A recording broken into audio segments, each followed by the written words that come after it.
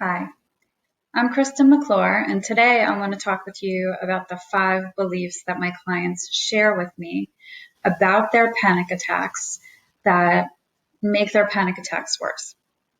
So, the first belief that I hear often is that they're going crazy, and this is a fear that drives the panic and makes their panic attacks worse. So, I want to reassure you, if you're having panic attacks, that you are not going crazy. You can have some unusual mental changes that occur due to the fight or flight response, as we talked about in the earlier video. And that can make you have a feeling of unreality that kind of comes over you and can feel quite out of control. But you certainly are not going crazy. And some of my clients will share that they feel like they're going to do something foolish, or like maybe they might harm themselves or harm someone else. And these are just intrusive thoughts that they have during the panic attack. It's not something that is actually going to happen. So if you start to go down that rabbit hole during a panic attack, it's going to make the panic worse because you're getting more anxious by giving into those thoughts. So you're not going crazy during a panic attack. A second belief that my clients will often share that they have during a panic attack is the fear that the panic attack is not going to go away. And again, I want to reassure you that you cannot get stuck in a panic attack. It's not possible because, like we talked about in the earlier video, when the sympathetic part of the nervous system becomes activated and aroused into the fight or flight response, the parasympathetic branch is always right behind, ready to soon kick in and calm your nervous system, restoring your body to a more peaceful, relaxed state. The sooner you realize you are not in danger, and you can use your mind to reassure yourself that you're not in danger by recognizing what's happening with the fight or flight response,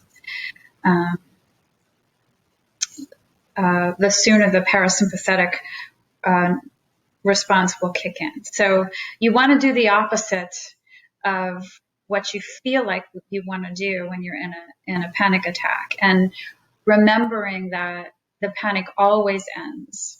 Your body is it's naturally going to be restored to a calm state. It's meant to protect you. It has these responses built in. So it's always going to end.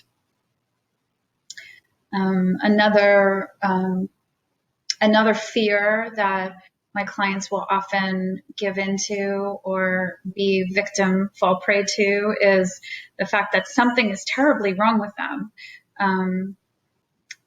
And maybe they have a brain tumor, maybe they have cancer, maybe some terrible biological process is going on. And this is why they keep having these panic attacks, or during the panic attack, they'll be gripped by this belief that there's some terrible illness that's going on. Now, because I'm not a medical doctor, I certainly cannot reassure them that this is the case. And it's happened enough in my office for me to suspect that that's probably not the case. But if you have a belief like that, I would recommend that you go see your primary care doctor. You get checked out for everything that could be possibly wrong, or what your suspicions are of what might be wrong. And once you are cleared, then you recognize that as one of these common fears when you have panic attacks, and name that as a fear that's going to make your panic attacks worse. Recognize that that's not true.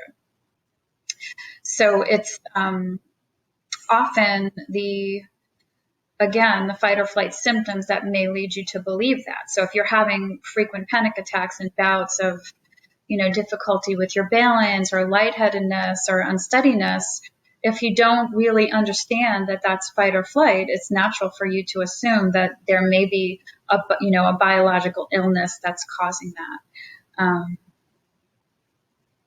But more often than not, it's the fight or flight response that's causing that. The third really, a fourth really common fear that often I hear and is again driving, the fear is what drives the recurrence of the panic attacks, is this idea that you might faint. Again, this is highly unlikely, more unlikely during a panic attack than at any other time, because your sympathetic nervous system, that branch, is activated during a panic attack. And fainting is something that happens when the opposite branch is activated. So if you think about that,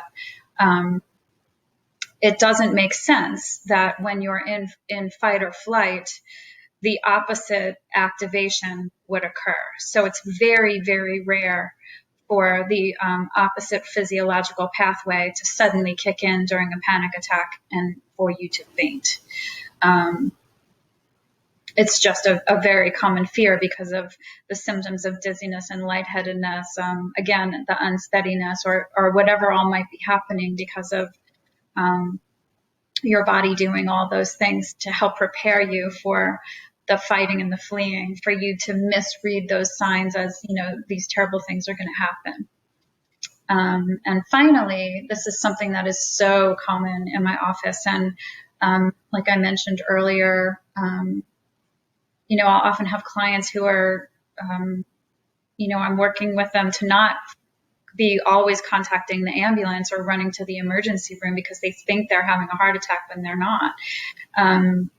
Some of the symptoms of panic are similar to a heart attack. So you may be having palpitations and breathlessness, and because of the constriction of your heart during these experiences, and that's terrifying, frankly.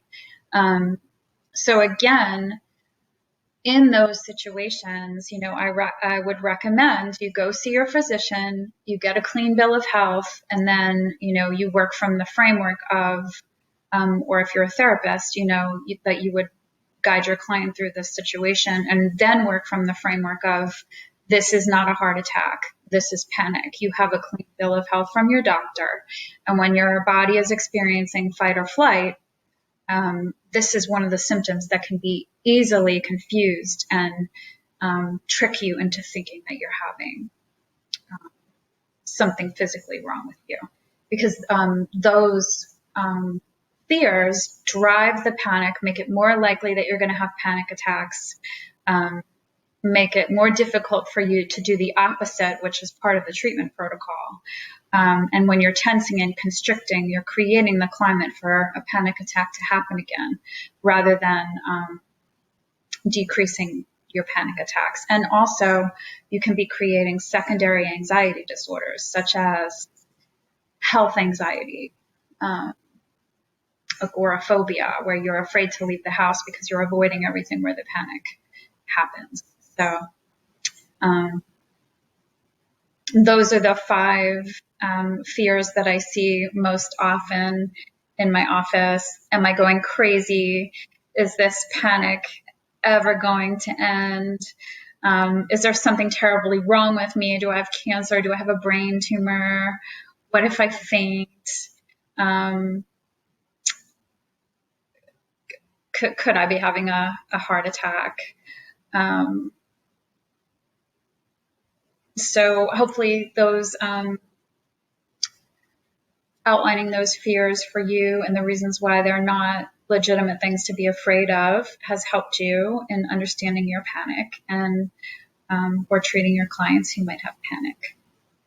I'm Kristen McClure, and I've been treating anxiety for 26 years.